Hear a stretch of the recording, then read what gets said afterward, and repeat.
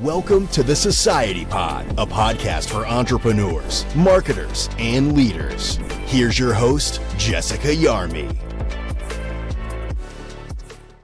Hey everybody, and welcome to this week's episode of the Society Pod. This week, I'm pushing out a conversation that I had with Nick Barry, who is the host of the Business Owner's Journey podcast. He's also a 36-time founder and entrepreneur. Our conversation goes everywhere. Our interests overlap between marketing, fitness, franchising, entrepreneurship, athletics. We even sneak a little bit of parenting into this conversation. So I hope you enjoy this conversation with Nick Barry. If we're going to reconvene, I want it to be because we're doing like volume 2, Yeah, version 2. 100%. And I hope even 2 years from now that I have a volume 2, because it's like, I want to be all the things that you've built. Like, that's what I want to be doing is like, what's the next thing? What's the next thing? Ecosystem, all of it. So I hope there will be a version 2. I mean, you're doing it now, right? We're trying. So Flex Society is still concept, right? Yeah. But hasn't launched. But Yeah. the agency is launched, right? Yeah. And that's been my last year, is just that learning of, I was pushing on Flex Society, pushing on it, trying to get funding, trying to bring it to life. And I really just pivoted, not even a full 180, just like a little slight degree different change, different focus. And all of a sudden it just started to unlock and roll in. And that's been such a lesson, because everything I thought I wanted to do changed. And it turns out I was wrong about what I wanted to do. Yeah. And it's just interesting to be able to pivot, go with the flow, and follow the green lights, if you will. And it work out. We're in it right now, so we'll see. We'll have that 2-year reconnect, and we'll figure out if it's really working. But the way that you said that made it sounds like you made the pivot and to the agency, and that has gotten legs, right? Yeah. Why do you think that is? Well, I want to say I went back to my core. I went back to what I know best. When I talk to people about it, when I talk to my friends about it, I will say I girl bossed a little bit too close to the sun, and I need to step back from that a little bit and just go back to what I know I can knock out of the park. And that's marketing things. So I think that's when I started the marketing agency, and I haven't even advertised it really. I've just connected with people that are in my network, in my family. It's a lot of fitness people, and just started to have conversations and said, hey, I'm building this. Are you interested in working together? And it really just came together quickly. You've built a lot of businesses. Have you seen like some have been an uphill battle the whole way and others have come together really seamlessly? Yes. And I think they're all an uphill battle, right? But some of them it's a different type of uphill battle. It's maybe an uphill battle with the wind at your back. But I think, and it kind of ties, so my explanation for that would kind of tie to what I think I've seen out of you. I mean, for anybody listening, I've known you for 2 weeks. It's kind of miraculous that we didn't know each other sooner, because it's like with our backgrounds, we almost would have had to have avoided one another somehow. Yeah. They had to, they overlapped a lot. The Venn diagram of our interests is basically just a circle. Yeah, it is. Yeah. But I can totally see you turning your attention toward marketing and it clicking really well, because everything that I've seen out of you just kind of exudes that understanding an audience, like who you're talking to. There's like this level of awareness there. And then this ability to state things in ways that are like reasonable and insightful, and but simple enough that they're like that somebody can read them and follow them. You're not like talking over your audience's head or trying to complexify messages. Everything that I've seen comes across as someone who is good at conveying who they are. And our conversations, you seem to be like very self-aware. So, I mean, it totally makes sense to me. I don't know what your success was like in leading your franchise company, but as a marketer, I mean, those are the boxes that absolutely have to be checked, right? Like you have to be aware, you have to be able to communicate, you have to be able to do some adapting in there, and like you are that. Well, thank you so much for that compliment. It means a lot to me because I'm very focused right now on, I'm only 6 years into my entrepreneurial journey. You're 20 something years in, right? Like, so you have so many lessons. And I feel like even in my 6 years, I have so many lessons, and they're not comfortable lessons. They are waterboard style lessons. And I want to put everything that I've learned out there for people to make it seem a little bit more approachable and to help somebody maybe avoid the obstacles that I've had to go through. And I'm in a pay it forward season. I'm in a add value to the next person kind of season, knowing that it will eventually come back around. And so when people say, like, do you have a content strategy? It's almost real time of what is in my mind. What lessons am I either currently learning or currently digesting that happened years ago, but I haven't had to unpack them or haven't wanted to unpack them. But it's things that I'm really dealing with right now. And so I think that's why it seems self-aware, because it's very much in my brain right now. It's very real. And I'm still going through it. And so it's not solved. It's a little bit of like, hey, here's the puzzle piece. Like, here's the thing that I've found. It makes the lessons feel a little bit less painful if I can take that pain and like put it into something good. And the thing that could be good is like, I pay it forward to the next person, and I know you do a lot of mentoring, and maybe you get the same payback kind of feeling of all the things that I've learned. I'm going to give this to the next person. Why did you originally get into mentoring? How did that come to be? You described it really well. It's man, here's all the shit that I wish somebody would have told me, or that they probably did tell me a lot of these things and I didn't hear it for whatever reason. But the bottom line is, here's what I know now that I've learned in some way, shape, or form through the act. And so these are my like earned secrets. My game is I can shorten the learning curve for somebody else. There are things that somebody else who's going to go down this path of entrepreneurship, like they're going to learn them the hard way, no matter what. That's how some of it is going to come to pass. But there are a lot of things where I can save you time or the money or the sleepless nights. Lose your sleep at night over something else. It doesn't have to be this thing that I learned that I can very clearly like hand over to you. And I don't really know why that has always been my thing. From day one as a business owner, I've just always felt like I could learn something on the fly and it would kind of stick with me like, man, there's got to be an easier way. So then I could pass that. I'll try to package that up and pass that along to somebody else, in whether it was through information products or coaching, mentoring, franchising. Like, there's just a way that all of this earned knowledge can be shared and other people can like access it for speed and save themselves some of the skinned knees or pound of flesh, Did you have a mentor along your journey, or did you have more book resources that you followed, or what were your guiding principles? I really didn't have, there were people who I could talk to that I could get information, but I wasn't very good at asking for help. And I'm still probably not very good at it, to be honest with you. But at somewhere along the way, I figured out like I've got to be around. I need to be in a room with more people who are thinking about these things. Like I didn't know what I didn't know, but I didn't know what to do with that. I didn't know how to like start to find those blind spots. And I started picking around and we were like, in my business at that time, we were doing mastermind programs for other business owners. I don't know at what point my light bulb came on, but I was like, I need to be a part of something like this. So I found Vistage, and that's really where things took off for me. And Vistage is, if anybody doesn't know, it's the executive coaching program. And it's a mastermind program for what I would have described at that time as like real business owners. So getting in the room with them just unlocked so many things for me about the way that I thought about things, the way that I learned to like look to other people and get other inputs to like feed me. And then from there, like I acquired mentors and since then, that's kind of where I've landed on.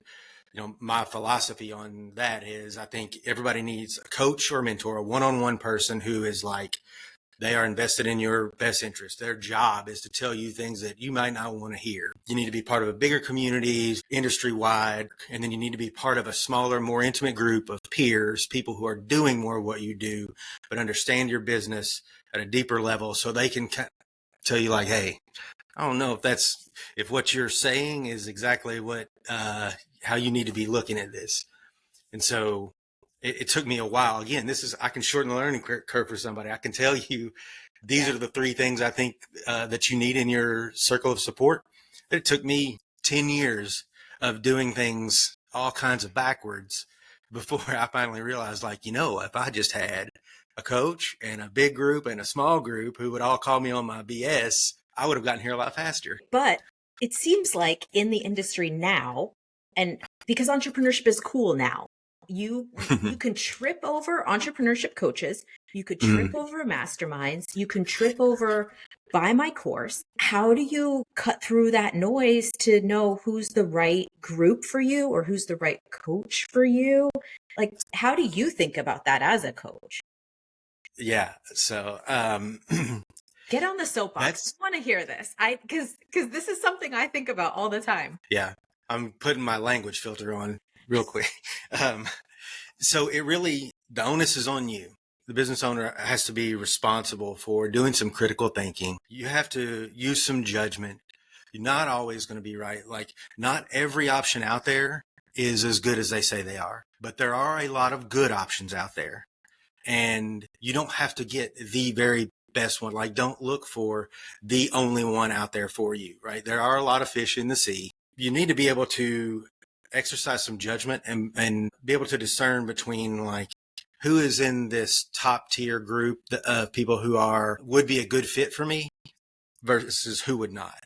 It's a lot like identifying, like, the whole ideal client and target market and are you going to work with everybody or are you going to work with, like, this small segment? And it's so much easier to say it until you're, like, in the trenches and you're having to actually make the judgment on the fly, like, recognize these characteristics that they're not actually boxes to check on this profile. I'm having to listen and pay attention to a person and what they're communicating with me, and then decide, like, do they fit more of this profile or that profile? It's the same thing, but ultimately you have to strengthen your critical thinking muscles as a business owner and learn to use some judgment. And no matter where you land, like, my take is if you're using some judgment, if you've got a coach, a support group, like, good, that's better than nothing. Now, hold them accountable for the things that you're trying to get. And if it's not a good fit, then fine, go look for what is. Move in a better direction. Going from 0 to 1 is a big step. Yeah, I think you started talking about self-awareness. And I think maybe part of that math is self-awareness of find a coach that's going to match with you. My brain and my background, I have attention deficit. I have a creative part of my brain. And I've almost for years tried to mute it and dial it down. And now as an entrepreneur, I'm just self-aware. This is me. I don't medicate.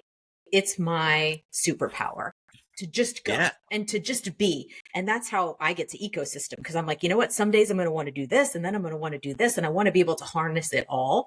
And so I have that to my day. My workflow is all over the place. And I jumped on this mastermind group call, and one of the coaches that was on the call had a time blocking philosophy around his coaching. And without knowing me or my background or what I've built so far, he's like, well, I don't see how you could be successful without a time blocked calendar.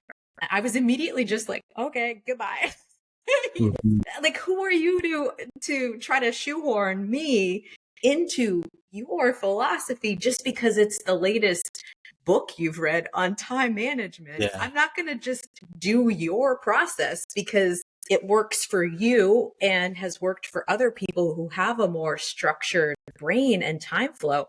But I think to go back to that self-awareness topic, it's understanding, like, if you're somebody who is a more creative brain in the flow kind of person, you're not going to work well with a coach that is a time-bound, time-blocking kind of coach. And so maybe it's clarifying or asking the coach, like, what are some of their pillars or philosophies around those kind of things. Exactly. Yeah, that's a perfect example. And that doesn't necessarily mean that their way is wrong.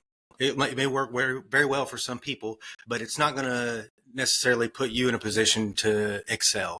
And so, okay, that's fine. Like, you're not the fit for them. They're not the fit for you, but we need to find the fit for you. One of the biggest things that causes confusion when your business owners are looking for support or coaching is like, do you want somebody to tell you what to do? Or do you want somebody who's going to help you become a better thinker or move you toward your aspirational version of yourself? If you're looking for somebody to tell you what to do, you're not looking for a coach. Like, that's a different game. You're looking for a boss. Yeah, exactly. Most of the time, that is it right there. And that way of thinking is going to cause you, there's another set of issues that's going to come with that if you are running your own business and you need somebody to tell you what to do. But just separating those two things out, I think, helps a lot of people decide, like, oh, yeah, what I'm really looking for right now is I need to answer to this question. Or I don't really have a particular question. I just need, like, some help figuring out, like, what should I be focused on? How do the good ones get through these things? Yeah. All right, then you probably need more of a coach or a mentor. And so many times, I think as entrepreneurs, we have the answers in our minds. We just need somebody to ask us the question. Yep. That unlocks it all. And sometimes as entrepreneurs, you're so in your business and you're so in your operational mode and you're in the weeds, and you need somebody who's standing out, looking at the forest saying, hey, what about this? And it's not, to your point, it's not saying, here's what to do. It's just saying, here's this question that you might not have thought of recently because you've been buried under your to-do list. You've been buried under meetings. You've been buried under running payroll, all the things that entrepreneurs have to deal with. And you've lost connection to the whole picture. Yeah, exactly. It's one of the best questions, most impactful moments that I've ever had working with a coach was a few years ago. I don't remember what the situation was, but I kept bumping into the same problem, and it wasn't a major thing, but it was kind of becoming major because I wasn't solving it permanently. And I had gotten kind of into this routine of, like, this should go this way, it should go this way, it should go this way. Or we should be able to do this and it work. And all he did was reframing. It was like, let's don't use the word should, just replace that with the word could. Like, how could you do this? How could, and what that cleared out all of these other things that over time I just, like, jumbled up my thinking with. There's like, oh, they don't actually matter. We've got all of this space that we could solve this problem. We can maneuver. And I bet I've used that phrase, like, how could we, how could you? That's probably the most commonly used phrase that I've had for me in my professional life since then. And that kind of impact, but that's what a coach does, right? Yeah. It's just that little, like, hey, you're close, but maybe try this, and it unlocks something. Can I layer onto that? Because I think my last year has been a lot of that. We, as entrepreneurs, we go in with a plan, whether it's an official business plan or whether it's just a vision in our mind of what we want to do.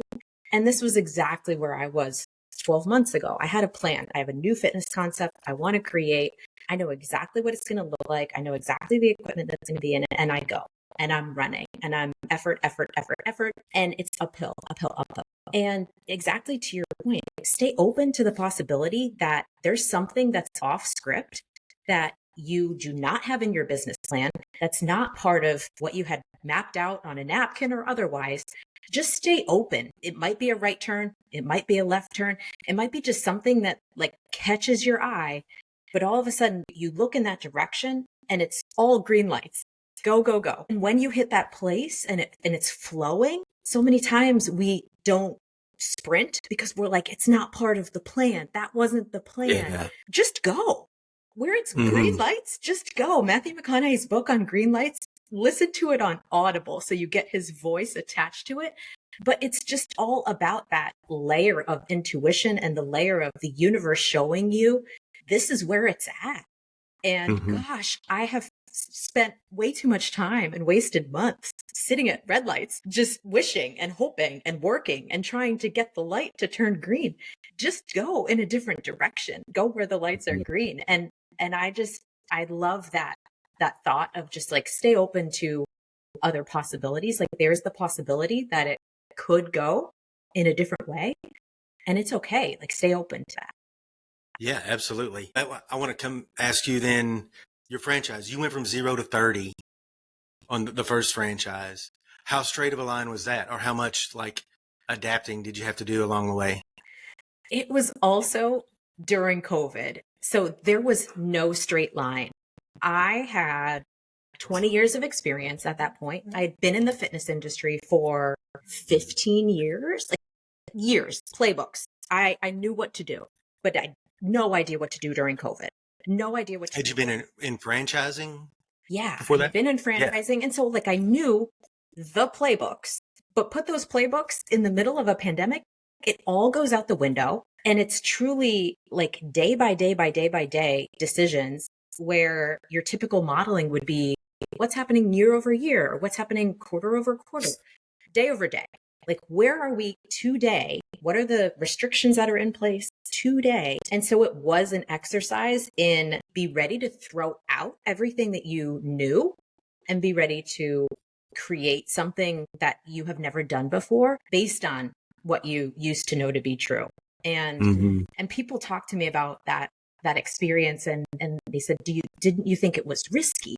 And I more see it as it would have been riskier just to stay still and to not try to like learn and grow and not try to evolve as the world was shifting and evolving. So many people try to just like stay still or stay on their plan, stay on their track. And so it goes back to what we were just talking about. Stay open to something you've never done before. Stay open to something that comes your way that's a total challenge that scares the heck out of you. You know, as an entrepreneur, I feel like if you're not scared, you're not going fast enough, right? That's like a Mario Andretti quote, like about race car driving. Like if you don't feel completely out of control, you're not going fast enough. And I feel that exact way about entrepreneurship. I don't know if you feel that in the businesses that you've started, like with so many years of entrepreneurial experience, do you still have like that fear in your gut as you're building things? I think my nerves have been worn completely to a frazzle. Like I've joked with Kelly before about, I'm not sure that it's safe to just rely on my gut saying, is this risky or too risky or not? Because I don't really have much problem with risk. And I don't know how much it's evolved over time, to be honest with you. I'm not a great beacon for you're like that measure. You're the purebred entrepreneur. I don't know. In some way, maybe. In other ways, I'm not so sure. But you know, I try to compliment. Yeah. Because there's still moments where I crave a little bit more stability. I think I try to compensate. Like I've tried to come up with my own basis, and it usually relates to like the plan. And it doesn't mean that I can't get away from the plan, but I kind of use the plan as like, okay, that was my compass. I know where true north was. I don't have to go true north. I just need to make sure that I'm not going like directly south. Yeah. Directly south would be bad. Let's just make sure that we're heading generally north. I like that structure. When you, you asked me the question about mentorship and guidance. What about you? What have you or do you have in your corner? Part of what is driving me now to do what I do and post as much as I post or put out as much content as I do is I really didn't have a strong female mentor. I had a lot of male bosses. I had a lot of male mentors, and I still do have a lot of male mentors. And I think that's served me well from a standpoint of I build in the fitness space, which is a male dominated business, in the franchising business model, which is a male dominated business model. So from that standpoint, I've had the correct mentors to bring me through the game. From the standpoint of how do I lean into it's a different skill set that I can bring to the table as a woman leader. I started to tap into that more when I founded Kick House, because I realized that being a female leader in a male-dominated space, in a male-dominated business model, in martial arts, which is a male dominated modality, just simply being a woman led business with a woman focused energy to it was enough of a niche that I could build in that niche. But then in order to build in that niche, I need to be able to understand, like, what does that mean? What is the differences? What does it mean to bring more femininity to how I lead or how I build or how I show up as an entrepreneur? I didn't have good role models for that. So my even current podcast list, I listen to Gary Vee all the time. I listen to Ed Milet all the time. And I find that a lot of the female entrepreneurs that are pushing content out, it's like the Sarah Blakely's of the world, where she's so far ahead of where I am that it's almost unrelatable, and it's difficult to connect with because she's so successful. And so I want to show up from the weeds. I want to show up in the work, in the mud. I'm in the highs, I'm in the lows. I want to share all of that so that someone who's building from 0 to 30 has that as a resource. And hopefully I'll still be a resource when they're building from 200 to 1000. I want to be all along that way because I want to continue to learn and grow, but I didn't have that example to follow. And so I feel obligated to put information out there, to put content out there, to put my learnings out there. Yeah. I mean, somebody's going to do it. Why not you, right? You're the one who's getting the earned knowledge. You're the one who's like getting the stripes. And from, like I was talking about earlier, you share it so well, you articulate it so well. It's so relatable, so digestible, so actionable. It's like, yeah, you're the one. But so many people hesitate to share because there's already Sarah Blakely, or there's already a Whitney Wolf, or there's already an insert name here. If you're a man, there's already a Gary Vee, there's already Alex Hormozy, there's already Ed Milet, there's already these people out there. But the point is, there's not a you out there. And so to tie in self-awareness, once you start to understand who you are and why you are, it becomes a feeling of obligation to put that out there more. And so I say to my team all the time, like, you need to be posting more, and it can't just be personal life things. Or if you have C-level aspirations, you need to start in this game now, even entrepreneurial aspirations. Like, if you have a strong enough personal platform, it's easier to build as an entrepreneur because you can build off of your personal platform. Your personal platform starts to become the foundation, but that doesn't happen overnight. I've been consistently posting for 10 years on LinkedIn, and I'm just now at 6,000, 7,000 followers. So it takes time to find your voice. It takes time to find your flow. It all takes time. Even doing podcasts, you don't wake up one day and decide, I want to be really good at podcasts. Like, you start day one and you do the first one and it's bad. And then you do the next one and it's better. And then the next one is better. And then the next one's better. And so I think too many people, especially women, sit the game out because they think it needs to be like a perfect result, or they think it needs to be a perfect game. And it doesn't. It just, the game is being out there, figuring it out, and posting as you learn. It takes so long. Like, it takes a really long time, like you just said. And so much of that time, I think, is removing those self-imposed hurdles, the mental hurdles, all of the things that you're thinking that at the end of it, you're going to look back and be like, oh, that wasn't really true. There's not another Nick Berry out there. There is a Gary Vee and Ed Milet and all the people that you just mentioned. But to be honest, I don't give a shit. Like, I don't have any control over that. What I have control over is me and what I do. And I need to execute the way you just described. Like, get the first one out there. What can you learn from that? Use that to improve. Do the second one, then do the third, then do the fourth. Start to put together a picture of like what I want this to look like. What's the aspirational image, and how do I get there? It takes a long time because it's hard to do. And a lot of the difficulty is the mental barriers that we create for ourselves. And everybody does it. Everybody does it. And one of the mental barriers that I've had, that I've really tried to break down or break around, is just having a goal or having a need to post for some result, build a podcast for some result, build a business for some result. I think we, as business people, grow up thinking always attached to goals. There's always a reason, maybe especially with the podcast. If 5 people listen to my podcast, if it's the right 5, I'm good with that. The goal is not be Gary Vee, or the goal is not to reach 1 million people. The goal is to learn what I've learned, to be able to succinctly say it, pass it along, and feel good about the right people finding it and the right people connecting with it. Exactly. I love that. It's the goal is not a number. It's the right people, the right listener. I guess thinking forward, what are you working on right now, first of all? The LLC that I filed this time last year is for Flex Society. And Flex Society is a fitness concept. That's a boutique fitness franchise that I want to get off the ground. It's on the back burner. I built it, started it, it's in my mind, and I couldn't get it launched. And so then I pivoted, and in about December, decided to launch the marketing agency, which is called Sizzle Society, which is my primary focus area right now.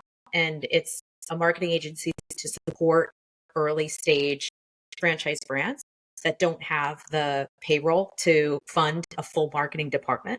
So I'll essentially be their fractional marketing department.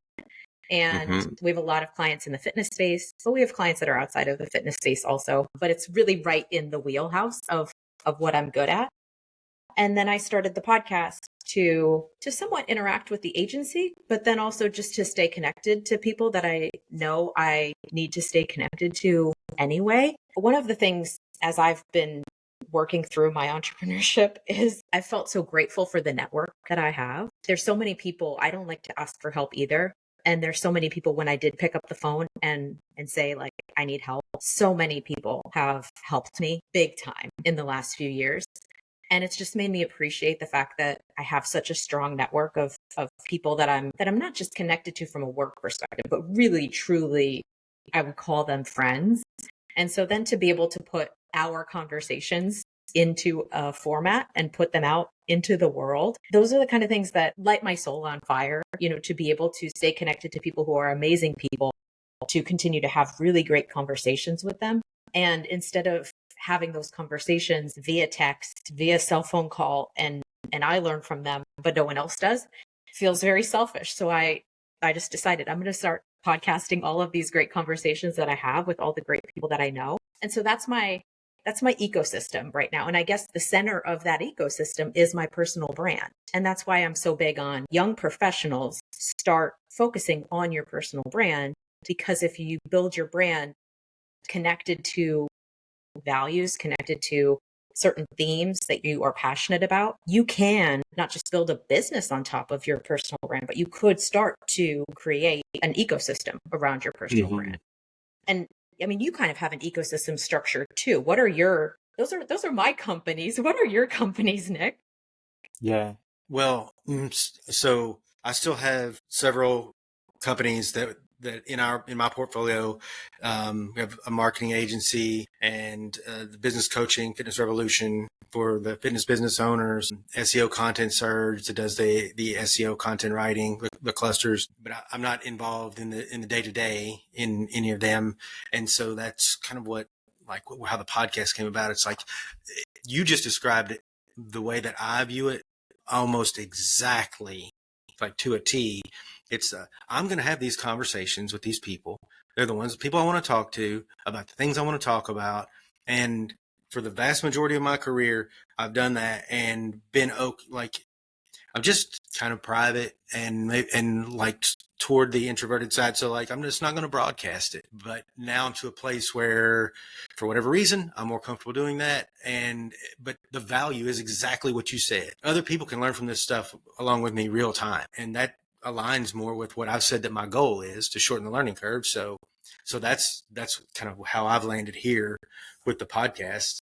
The podcast is going to be, I don't have any aspirations of being a professional podcaster or building a monster network with it, but I enjoy it.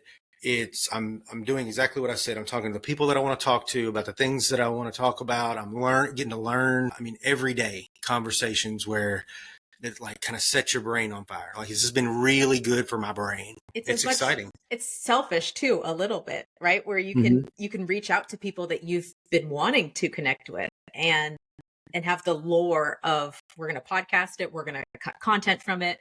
And you have a higher likelihood of connecting with those kind of bigger individuals that you might not have otherwise connected to, business person to business person. I also feel, as someone who has been ambitious, there's a young generation of hyper ambitious kids coming up. And I know the headlines are all about how lazy Gen Z is and Gen Alpha. I see the exact opposite. There's more kids that connect with me on LinkedIn and ask me questions than there are adults. Where I was ambitious, I had a great network growing up, coming up in my career. And then I hit a certain point where you kind of like look around and you're like, wait, I don't want to say I outgrew my network, but I don't have someone who's the right person to answer this type of question. And whether it's because they haven't founded businesses or they haven't been a part of a business exit or they haven't tried to raise capital, like some of the things that are, really difficult things. I didn't have that. And so just to put things out there that can be accessed by 15-year-olds who are building businesses and want to learn and want to grow, great. Like I'm going to share as much as I can just to be resources for the right person. And I post everything on YouTube and I try to tag it based on how might someone be searching for this, like how to be successful as a young entrepreneur, how to fundraise when you don't have recurring revenue yet, like all the things that are really sticky things when you get to a certain point. There's not great resources around those kind of topics. So I try to consistently post and just put things out there and again, just hope that the right person finds them. Yeah, I think that's a neat and insightful angle. Before I forget to ask you, are you planning on taking, you said Flex Society was on the back burner. Are you planning on getting it off the back burner? Are you going to still try to grow it, or are you questioning that?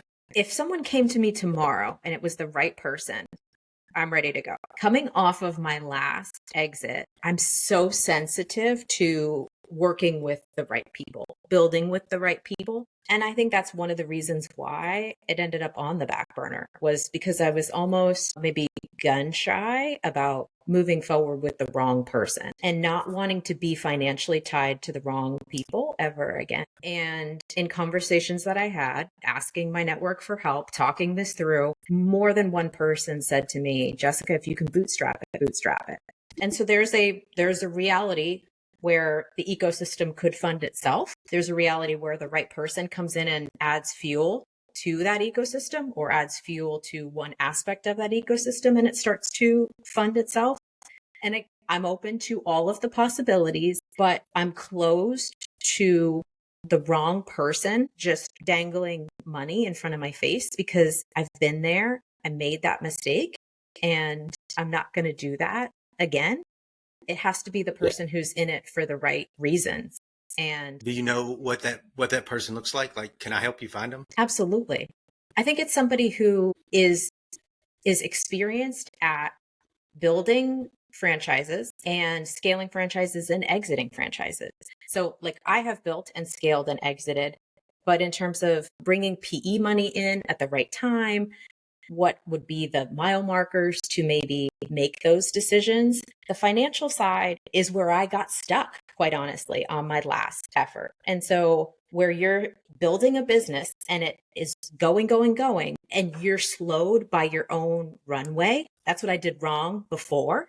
And that's the kind of person I need to help build the next one. The runway has to be correct in order for that problem to not happen again. I think it's somebody who is passionate about building and not just passionate about the exit. I love having goals, but I love the process. Like I just love being in my businesses. I love building. There's like the vision that you put down on paper and you stick it to your bulletin board. And then there's the way that things end up happening. And it usually is two different things. So I think it's connecting to a person who builds in the same way. And at this point, I'm a scrappy entrepreneurial kind of startup builder. And I know I can build something to 30. I also know I can support it from 200 to 600. I've done both of those things before.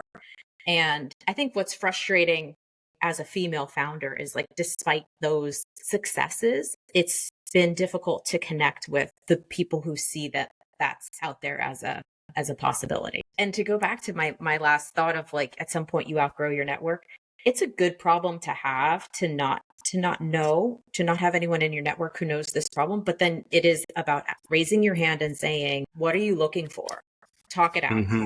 Share it with everybody. Post about it publicly online. I announced Flex Society online a year ago because I was like, I need to put this out there so that the right person is going to connect with me about it. And so in a way, it's like, I kind of like posted publicly, like a fail, like a flop, but I just see it as it's part of being an entrepreneur, is like, you start things, you reprioritize them, and it's on the back burner, but it is definitely not dead in my mind. And it's still part of like what I consider to be like my ecosystem of focus.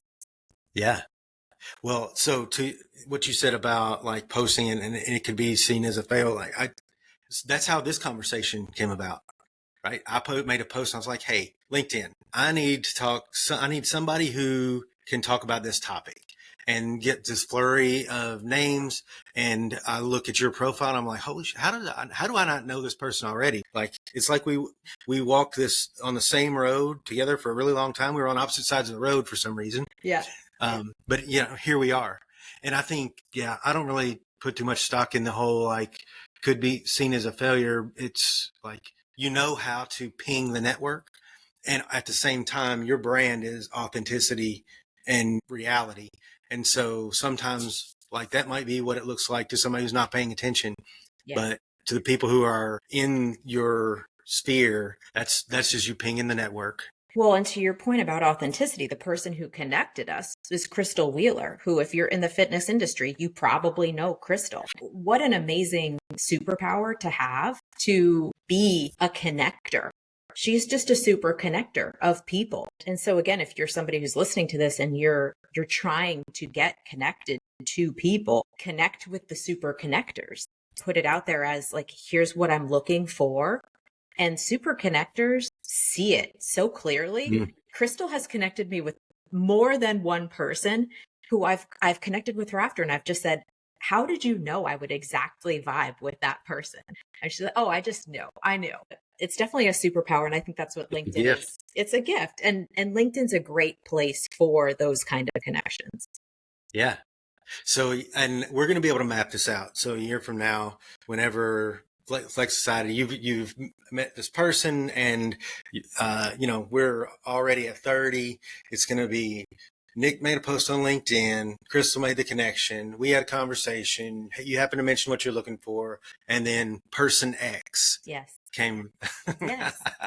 But Nick, that's how these things happen. Oh yeah. And I think as early entrepreneurs, you sometimes get in your head in a solopreneur kind of mindset. I need to figure it out. I need to be able to do all of this myself. I need to be able to, even in a consulting business, do A to Z in my business. And the reality is, even if you are a solopreneur, there are things that you need to take off of your plate and tap into resources that are out there that can keep you in your superpower and not have you dealing with things that you're not great at. And just having those kind of moments is so important, because you take something you hate off of your plate and you put it onto someone's plate who loves that part of the business, and you start to grow so much faster. Have you seen that with people you've worked with, or teammates you've worked with, where like you're great at one thing and they're great at another? Yep. And well, like one of the biggest obstacles, mental hurdles that I've had to work through myself was the one you just described. I'm very, very, very independent. Like, I have to figure it out. I have to make sure that it gets done. And so it took me a long, long time to work through. There are things that I don't like to do. Like, first of all, none of what I just said is true. I don't have to figure it out. What's important is that it gets figured out. And then there are things that I don't enjoy doing that's not the case for somebody else. Like, my wife is a great example. Like, we are opposites in a lot of ways, where, if there's some of the things that I'm just extremely like molasses moving on, she can just mow through them and enjoy doing it. And there are just things that I would tell myself about, like, well, if it sucks to do, then it must suck for everybody. And that's not true. I think another one of the like major inflection points for me as a leader was right after I got into Vistage, we had a speaker come in. It was my first experience with DISC profiles. DISC is whatever DISC is, but it was the assessment and the profiles and learning to recognize like whatever I'm trying to project on everybody else about myself is like totally false, right? And so whatever it is that I don't like about that person, the way that person does this thing, like I have my own version of that. It's all right for me to feel this way because everybody has their own version of that. And that's when I started to realize, like, okay, I need to stop looking at it like we're all from the same cookie cutter and more like we're pieces to a puzzle that we're going to need to find all the pieces and we can complement each other. It finally got me to break through and realize or see firsthand the truth to the statement of like going, if you want to go fast, go alone. But if you want to go far, go together. Yeah. I completely agree with that. And I'll just share that people ask me about building Kickhouse and going from 0 to 30 as fast as we did. And it was the first time I was a CEO.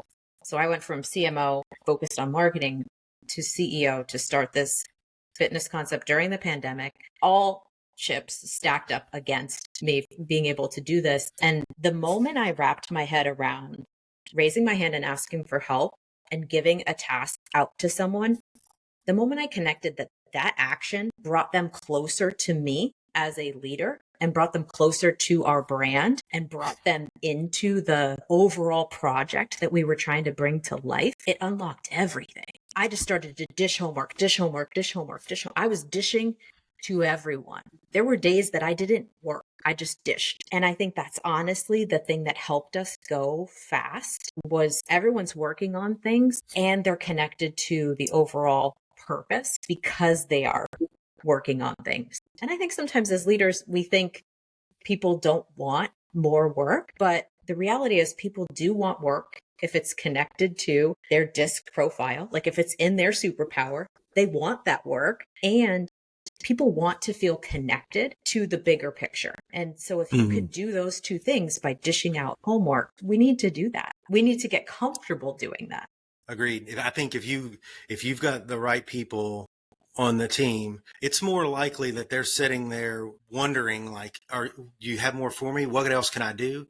Than them sitting there thinking, oh, you're giving me more work. We always like, for some reason, we want to frame things around like the worst case scenario, which tends to be like the outlying scenario. It's kind of like, it's like the critics online, right? You envision, I'm going to make this post and then I'm going to get all these negative, like, no, you're not. And if you do, for every one person who says something asinine or critical, like there are how many others, like 10 times that, who maybe didn't say anything, but they were like, that's good. And they moved on. Yeah. Do you feel like you would describe your brain as a generalist brain, or do you feel like your brain is a specialist brain? Generalist. Yeah. Why do you ask? I feel like most entrepreneurs maybe have a more generalist brain because a generalist brain can see the whole picture, can see everything that needs to come to life in order to get a business off the ground. And then we as generalist brain entrepreneurs hold on to things because we're like, we can do it better than a specialist. Right. Dish it to the specialist. I mean, it's mind blowing because I go through this exact same thing. My brain is not, I'm a specialist in nothing. I'm an expert in nothing. And all of the imposter syndrome I ever feel is watching people's content online that are specialists in things. It messes my brain up so much because I'm like, oh my gosh. The worst thing to compare to. They're so smart. They're so smart. Yeah. I'm so less than. But being a generalist brain is such an entrepreneurial superpower because you are the conductor. But then as the conductor, you have to get good at realizing when I give this to a specialist, it gets done better than I would do it. So it's just a fascinating mind game that us entrepreneurs play with ourselves, I think. Yeah. That's what every one of my interviews, it comes up like it's such a mind game. And I mean, I didn't realize it was going to go like this at the beginning, but the theme of my podcast has turned into more of like handling the mindset, the mind game, mental toughness, resilience of the challenge, right? The uncertain, choppy waters. But that's it. And that's the thing. A lot of it, it's hard enough, period. And then we do all the things that you and I have just described to kind of make it worse. We like can lose the reality plot and go to the nightmare plot. But there are a lot of things that you can do. Like that's part of it, right? That's part of the challenge. And there are a lot of things that you can do if you're willing to take the time to learn and explore, to help walk your mind back toward reality, to put things into perspective, and to get up and get back at them. Haley Perlis was on, I had her a few weeks ago, and yeah, she gave me like a list of things like just do this, do this, do this. And it's like, these 2 or 3 step little resets that you can do to just kind of, okay, I'm good to go again. Were you an athlete? Yeah. How do you feel? I played baseball in college. So, okay, and baseball is like a super mindset kind of game. Do you feel that connection between your athletic training and your mindset training through athletics and where you are today? 1,000%. But primarily because I was really fortunate, and the coaches, my college coach was big on mindset and resilience. And like he taught us that. I mean, a lot of the things that I say now came from 25 years ago when I was playing ball for this guy. That's where a lot of it stems from. And even now when I'm trying to like get back to some of my better habits, those are the ones. Mm-hmm. Yeah.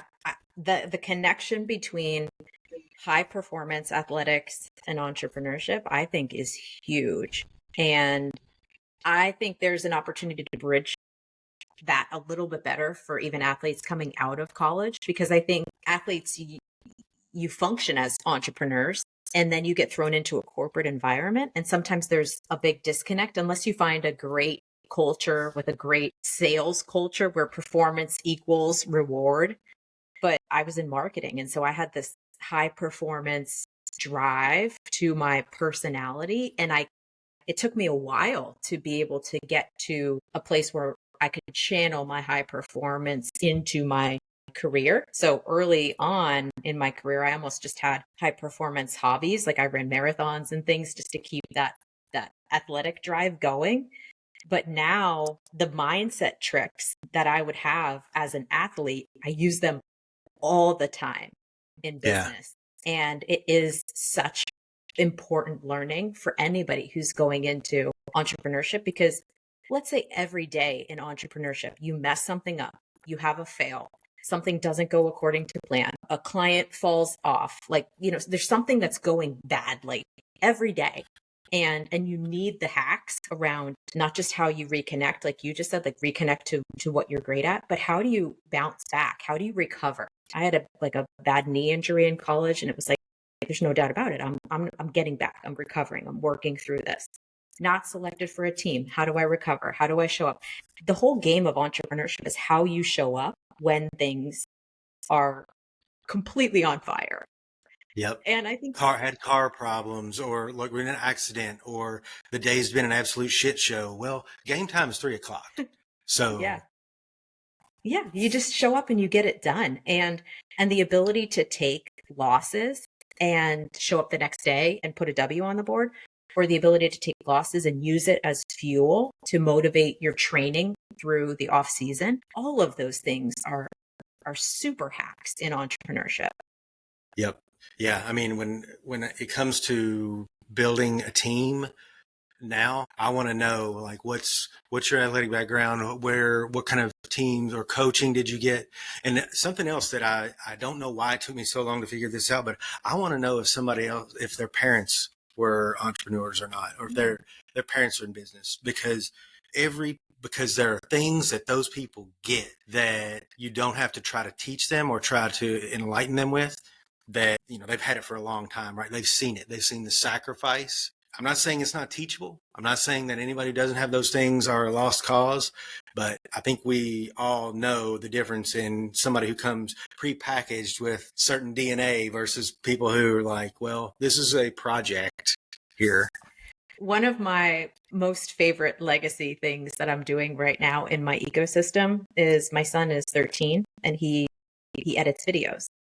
And so within my ecosystem, where it's podcast, video content, clients at the marketing agency, like he does work with me, which is fun to see. And I almost worry that I'm ruining him a little bit because he might be unemployable at some point, where you just get used to entrepreneurship and you think that you can just do things the way you want to do them. Mm-hmm. So I think it's a fine line, and I probably will push him to work for someone else besides me at some point and then go build his own thing. But I could see him building a business at a young age and just doing that as his main thing. Or maybe getting to a point and realizing like, that's not a thing that I want to do. I think ultimately as a parent, for me, I guess there are things that I would prefer. Ultimately, if it helps her get clear on what she wants and is good at sooner, that's really the goal. Yeah. Yeah. Because you have to be connected in passionate levels to what you're building in order for it to be sustainable. It has to be a fun game at some point in order for your brain to wrap around all of the chaos of entrepreneurship and all of the fails around entrepreneurship. You have to at some point just love it. You have to love the game. And and yeah, I think it's important for kids to find that early on. It's like, what do you love so much that you could just do it 24 hours a day and build a business around it? Yeah. What was your athletic background before you got into business? I played soccer. I think you said you did something. Yeah, I played soccer in college, and I was a 3-sport athlete in high school, and I got recruited for 2 different sports for college. And my decision around the 2 was not which would be a better scholarship, but my decision around the 2 was which could I do for three practices a day and not get sick of it. And I think it's the exact same conversation in entrepreneurship because it's so much time, it's so many hours, it's so much effort. You have to love it. So it's a job, but it's not just a full-time 9-to-5 job. It's all consuming. It consumes your life. And so what do you feel so strongly about that you are willing to like make it your personality, make it is your all consumed life? And yeah, I think that's where I got to with entrepreneurship. Was just like, I love these things so much. Like I could do this 24/7, but then within the ecosystem, I could divide my time between the ecosystem for 24/7. And I think if someone, called me off the entrepreneurship bench and said like, come work full time for me, it would have to be like the most perfectly aligned job to do it. Because I just love the game of what I'm trying to build. And I love I don't want to say the flexibility, but I love the ability to pursue what I'm passionate about in the moment and just go for it. So I don't know. What could anything call you off the bench at this point? Like you've been in entrepreneurship for so long. Like would you ever dive back in? Possibly, but I think it would require like a unique situation like you're talking about. Like I'm a uniquely shaped puzzle piece. So you're going to have to be looking for something pretty unique for it to work. It's just like being a part of any other team. It could be really powerful if it was done right. Like the reason I got into entrepreneurship, like I never thought about that really before it happened. I got into it because I got a job out of college and I was a terrible employee. And I knew then this isn't going to work. I'm going to have to make my own way. I'm going to have to figure this out myself. And I'm not sure that that's the perfect reason to like designate your life plan around her. But so yeah, I would be open to it. Yeah, I think I'm capable of looking at a situation and kind of removing the label and just applying more of a like, okay, here are the criteria. Here's the mission. Here are the elements involved, and here are the boundaries that I'm working in. I'm pretty confident that I could jump in and do that. What I'm less sure about is how long I would want to do it. You were talking about having your wires like frazzled earlier, because you're almost like numb to certain things. do you feel like you're numb to chaos or numb to something has to be so huge to knock you off of center? Do you feel that now as an entrepreneur? I think that I am actually better. Like the messier it is, the more stable I am. I tend to respond better under worse circumstances, like steadier, the stronger the wind. But I can make a mountain out of a molehill. Like if it's minor, if it's small, like those are the kind of things that I'm just like, I don't know why.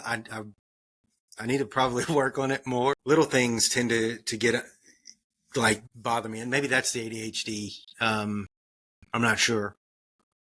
What about you? Well, to me, it's almost like the brain that functions really well in entrepreneurship is exactly the opposite kind of brain that functions well in a corporate role or in a 9 to 5. The thinking's opposite. Like you want everything to be process driven in a 9 to 5. You want everything to be in a sauna, like in a workflow program. And entrepreneurship is so much more chaotic than that. And maybe it is the ADD correlation to entrepreneurship that we'll have to dig into a little bit more. But I think it's just a certain brain that works well in the unknown, or that works well in the chaos, or that works well in the surrounded by constant fear, constant fails. So it has to be like that kind of brain seems to thrive in entrepreneurship. I do think that over time I've learned to handle it better because I've been able to determine, like, in all this mess of uncertainty, here's what matters. And the rest of it's just stuff. Yeah. This is what matters. And I think that gives you a sense of control. So, and control is, I believe, where really like things become stressful, or you respond to stress differently based on a sense of control. But so if I feel stressed, I know that I'm not doing a good job filtering the situation and recognizing like what really matters. And once I know what matters, then I can, like, have I done what I need to do? What's my degree of control over this? And maybe control may not be controlling the outcome. Control may just be clarity on what it is. That's okay. And like, that's kind of what helps me manage my temperament. Where have you felt the most out of control as an entrepreneur, or where have you felt like you had the biggest fail, maybe? I would have to think about a single one, but I think they all probably, a theme would be poor communication with people, and probably being able to look back and realize after the fact, maybe too late, like, oh, this is what they were thinking. Like I had either, I was misunderstanding something, or maybe I was like applying a filter on a situation that someone, like my stakeholder awareness was off. I was making an assumption about someone's perspective that was wrong. We just didn't get whatever outcome we were looking for. That's probably the biggest theme. I don't dwell on things much. So, I've got a list of failures. I've had businesses like partners. So I've taken on partners that I shouldn't have, that I was telling myself that I was applying the filters, but I wasn't. Like I wasn't being honest with myself. Same thing about assessing like a product market fit, kind of wishing that it was a certain way, and I was more emotional about it than I should have been. Those kind of things. If you've started a lot of businesses, you've either made mistakes like that or you're a liar. How many have you started total? I know what's on your LinkedIn, but I feel like there's probably some that are behind the scenes. I don't even know what's on my LinkedIn. So I've been a founder or acquired, co-founder or acquired, probably like 3 dozen. It's a lot. Is that? I'm afraid. However I ask the next question, I'm going to sound like an idiot. So that seems like a lot. I think that's a lot. Yeah, I'm on 3. So, well, it all comes down. Well, not all, but like a lot of it can come back to qualifying. I had someone introduced to me a long time ago that the introducing party said this person has over 100 LLCs. Does that matter? Like that is a complicated tax strategy. Is what that is. Yeah. So, 36 may not mean, some of those were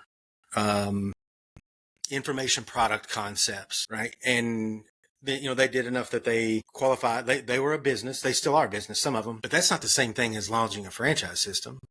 Right. So like, one doesn't equal one in those two things. So I just don't put a lot of stock in the number. I guess I share that like a number because from certain angles, it does lend some credibility. But I'm also, I don't mind saying like some of that's bullshit. So if you want to work with me, all that really matters to you is probably about 8 or 10 of those. The rest of them are I don't know what, because I didn't take the time to disqualify them. That's what they are. What do you think is the biggest lesson that you've learned in the 36? Or what's the biggest lesson you've learned in entrepreneurship as a whole? So there's learning to recognize the difference in someone's ability to do something and their willingness to do it. And I would put that slightly ahead of what we were talking about earlier, like the epiphany that I had whenever we first did this DISC assessment. And I'm like, we're not all broken. We all just have different versions of these same responses. We all have these different versions of tendencies. Like, I feel so much better now. Yeah. What about you? What's yours? I'm currently thinking through and working through the entrepreneurial tendency to think everything is resilience and push and hard work, and learning the line between resilience and being stubborn. And almost as you're talking about having 36 started, it's okay to start and then close it, or start and change directions, or start and stop. And it's always going to be there to come back to and start again, start something different. But I do think maybe the social media trends around entrepreneurship is don't give up. You're one day away from success. Like there's so many clickbaity things that put your brain into a place of, I should be able to muscle this to life. When you're building a business, there's so many things that are out of your control that sometimes it's not about more effort. It's about different perspective, and it's about different direction. Yeah. The ability to frame things in a way that how are they going to serve you? Like, that's what it's about. Because some days you need to be told, like, it's about resilience. But other days, there's another way that you need to look at it. And it's ultimately, you have to learn to, this is kind of my thing on adaptability. It's learn how to frame it in a way that's going to serve you. You give me feedback on something and you might be right. You might be wrong. You could be somewhere in the middle. It's not up to you to take it from there. You've done your part. Now it's up to me to figure out how do I use this to serve me best?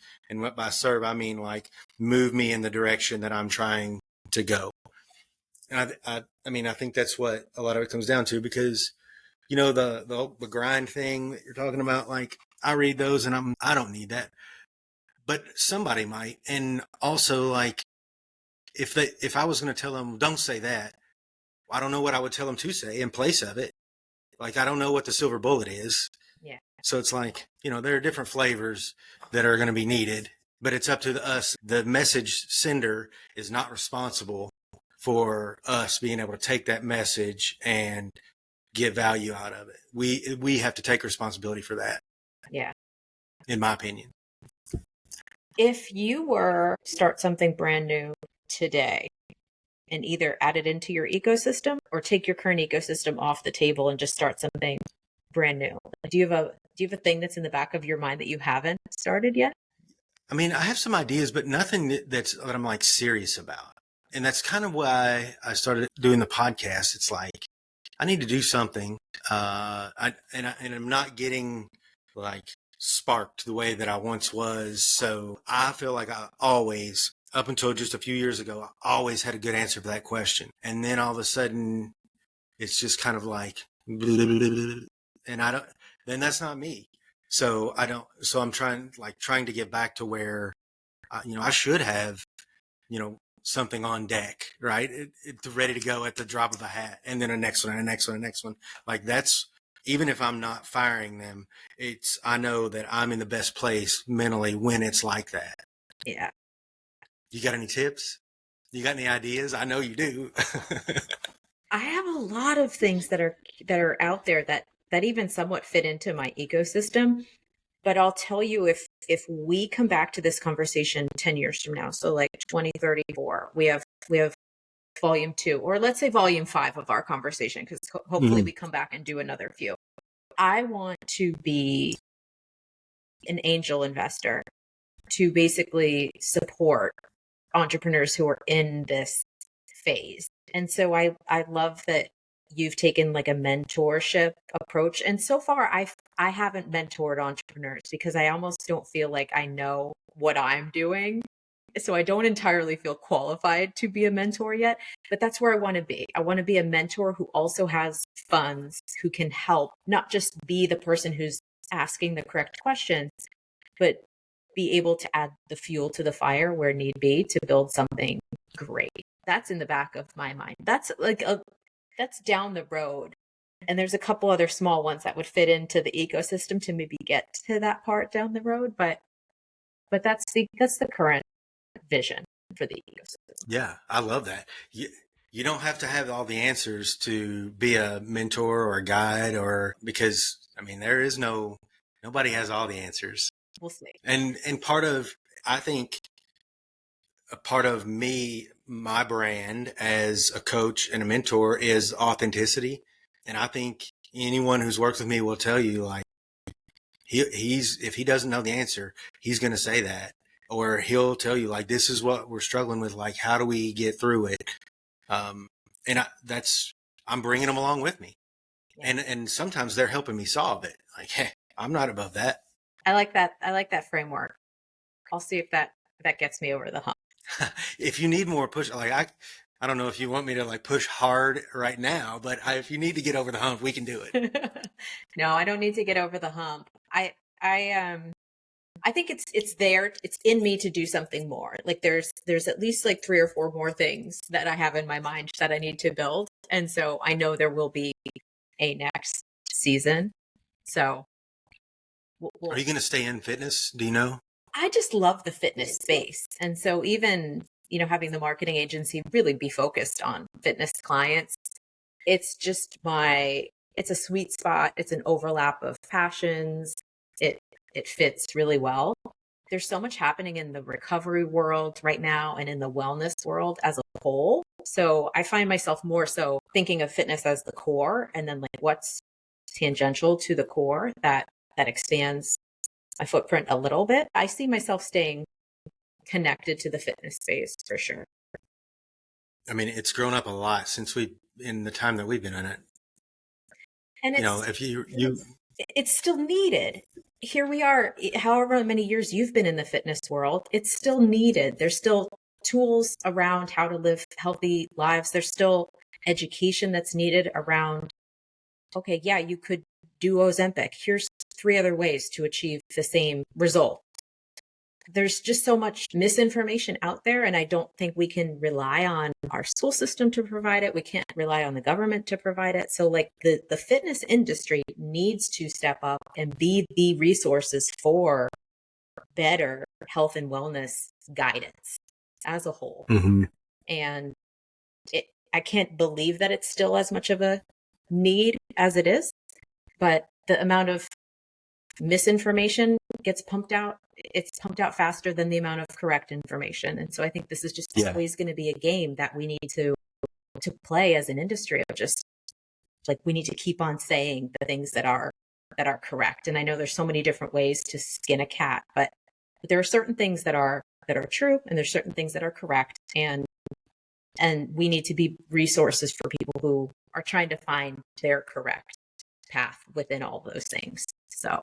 Yep. And I think that's an advantage that the industry has. There are a lot of good people coming in who want good information. They want to be guided in the right direction. But the resources, it's still not exactly it's not obvious to everyone, like where the right resources are. Yeah. But as long as we've got the volume of good people still trying to come in, and there are already good people in the industry who are trying to like stand out through the misinformation. Yep. I think that kind of makes this a season of the industry maturing. Like it's just part of the process that an industry would go through as it grows up, because it's really young. It is young, but I think you're in the same kind of place where whether you're an entrepreneur or you're a stay-at-home mom or you're a business person working a 9 to 5, if you have your health and wellness dialed in, the echo of that through the rest of your life is huge. And I don't think I could do what I do if I didn't have my health and wellness. I don't want to say it's dialed in, but it's mostly dialed in, and have that as a core and have that as an outlet and have that as a place where I pull strength and confidence from. And so the fact that people don't have that as a core, I just want to give that core to every single person that I can and help them realize that it is a trickle down through everything. I mean, it's like the single greatest gift you can give yourself and you can give your loved ones is just being aware of that connection and being aware of how your health is truly wealth. And we only have one life. We only have one body. Like, let's do it correctly. Yeah. And so we've talked a lot about in this conversation about things you can control, things you can't control. And there are a lot of elements of your health that you can't control. But the ones that we're talking about, how active you are, what you put in your body, you have total control. And if you're a parent, you have control over more than just you. Like that is a powerful thing. Garbage in, garbage out. And I think that all the time as I'm building business, as I'm writing content, as I'm showing up for my kid, what you put in your brain, what you put in your ears, what you put in your body, all of those inputs, if those are trash, you're going to get trash back out. And so whenever I've been in a low point or in a setback season, that's what I come back to is like, I come back to my health. I come back to my inputs. I come back to controlling my controllables. And I build back from there. And that's how important fitness is for me. And that's why when you say like, will you stay in fitness? I almost need to, because that makes sense. Because it's my core, it's like core to who I am. Yeah, that's great. Well, Jessica, this is awesome. This is a great conversation.